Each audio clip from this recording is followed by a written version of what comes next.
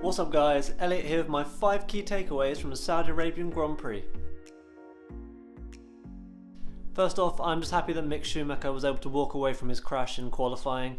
I think the whole F1 community were pretty worried after that crash. F1 seemed to have a bit of a policy now of not showing too much of the accident immediately after it's happened, just to give the driver a bit of respect, just in case if something bad has happened. But I didn't actually see Mick moving initially, so I tend to get super worried. I remember when Grosjean had his accident in Bahrain, they didn't show anything for ages, and it's really worrying, especially with how much the car breaks apart. But that's what it's designed to do, and yeah, I think everyone's just happy that he was able to walk away from that. He was fit to drive on Sunday, but has elected not to race a car due to a limitation on parts, which I wonder if a few teams will run into that issue this year. They're of course on a budget cap, and teams are going to be trying to get through the season with as little parts as possible. Especially when they're bringing upgrades to the car, they're likely not to have many spares, so it could become a big issue for some of the teams. If Mercedes or any other team have an off weekend, then they're likely to be towards the back of the grid. We saw Lewis qualifying P16.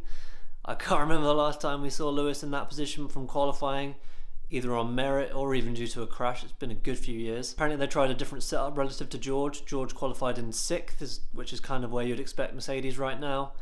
But yeah, it was uncharacteristic to see Lewis or a Mercedes back at the grid in qualifying, and he actually only managed to recover to P10 in the race. He did get a little bit unlucky with the safety car. I think he probably could have finished maybe P8, P7, but it's going to be tough work for Mercedes if they do have the pace in the car that they said they have. If they can get over their porpoising issue, they really need to minimise the points lost early on in this stage of the season. It was a good weekend for George. He qualified in 6th and finished in 5th, and that's really the best he can expect at the minute. I reckon Perez can take on Max this year. We saw Perez get his first pole of his career. Congratulations to Checo. Apparently this car seems to be suiting him a lot better than it did last year. Last year's car was a bit of a diva. It was very peaky and difficult to drive, which is something that Max Verstappen thrives on.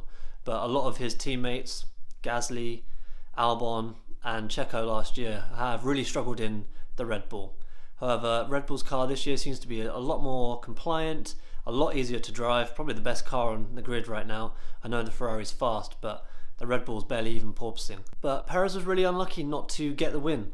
He got really unlucky with the first pit stop. He pitted just before the first safety car, and it meant that all of his rivals, Charles Leclerc, Carlos Sainz and Max Verstappen, were able to get the jump on him, and then he didn't really get a sniff at the win after. But it was a good weekend for Perez. I think it's going to be a good boost in confidence for him, and I guess a little bit uncharacteristically bad in qualifying for Max. You wouldn't expect him to be that far off a teammate, but of course he did bring it back for the win, and it was a nice battle between him and Charles. We had another cat and mouse battle between Max and Charles, and there was a lot of mind games going on with the DRS this year. Of course we did see a crash between Lewis and Max for the lead last year, and again there was a fight for the lead where the drivers were trying to slow down and get the tactical advantage over their rival. And I wonder if the FIA are going to have to step in and make a slight rule change, because I wonder if that's going to be deemed as dangerous driving. It makes it super interesting when Charles and Max both went into the DRS detection line and they both locked up their brakes. It was crazy to see, and it's such a great battle that they got more tools than just trying to drive as fast as you can. It makes it really interesting. But certainly for a track like Jeddah, the DRS seems a little bit too powerful. I think maybe they could either move the DRS detection zone to after the corner, or perhaps even remove it off the straight. Maybe use the DRS as a tool to get yourself into the position to overtake, but make the overtake a little bit harder when you come down to the first corner and that big braking zone. As I mentioned earlier, we of course had a great battle between Charles and Max for the lead. I really hope that Perez and Carlos can get in the mix too. I actually think there's going to be a bit of fireworks between Charles and Carlos. I think Carlos is a little bit frustrated right now that Leclerc is getting the upper hand on him, and I think I could see some fireworks between them. There's definitely going to be fireworks between Charles and Max. I hope it doesn't get as toxic as it did between Merc and Red Bull last year. I think it spilled over into not a very nice rivalry. I think we want there to be respect there, which there absolutely does seem to be between Leclerc and Verstappen, but there's another great fight for the lead, lots of mind games going on, and yeah, let's hope we can get a 4, 5 or even 6-way fight for the lead. So I think I'd give that race a 7 out of 10. Let me know what you'd give out of 10 in the comments below.